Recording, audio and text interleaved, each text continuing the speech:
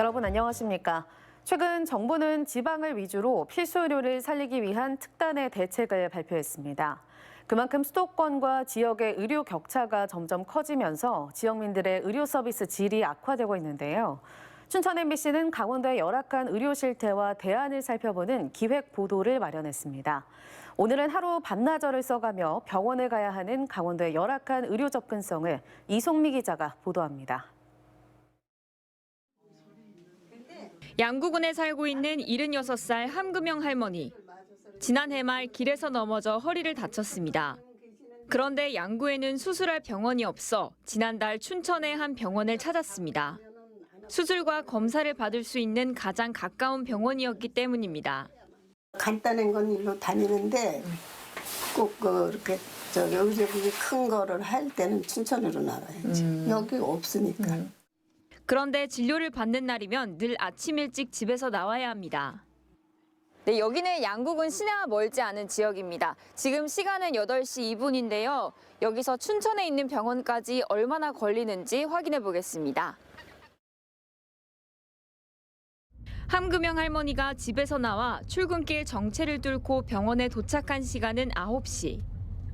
네, 저는 춘천에 있는 병원에 도착했는데요. 1시간이 넘게 걸렸습니다. 병원에 도착해서도 1시간가량을 또 기다립니다. 병원은 이미 양구, 홍천 등 다른 시군에서 온 환자들로 가득합니다.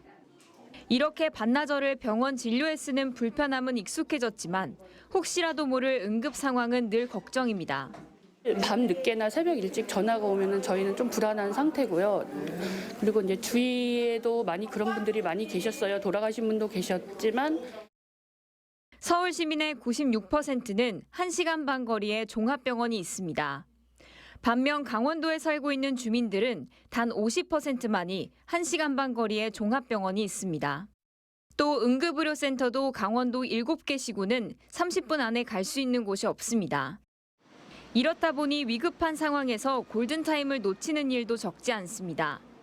지난해 10월 정선의 한 공사 현장에서 40대 남성이 4m 아래로 떨어져 머리에 큰 상처를 입었습니다. 당시 가장 가까운 외상센터는 차로 1시간 50분 거리에 있었습니다. 환자는 헬기를 타고 사고 발생 2시간 만에 병원에 도착했습니다. 생명 유지를 위한 골든타임을 지키는 게 상당히 중요한 분들인데 도로 여건이 아무래도 좀 불비하다 보니까 큰 병원으로 이송하는데 시간이 많이 소요되고. 강원도에서 중증 질환을 볼 수 있는 상급병원은 원주 세브란스 기독병원과 강릉 아산병원 등 2곳뿐입니다. 반면 서울은 상급병원이 14곳입니다. 강원도에서는 매년 10만 명 중 50명이 제때 치료받지 못해 숨지고 있습니다. MBC 뉴스 이송미입니다.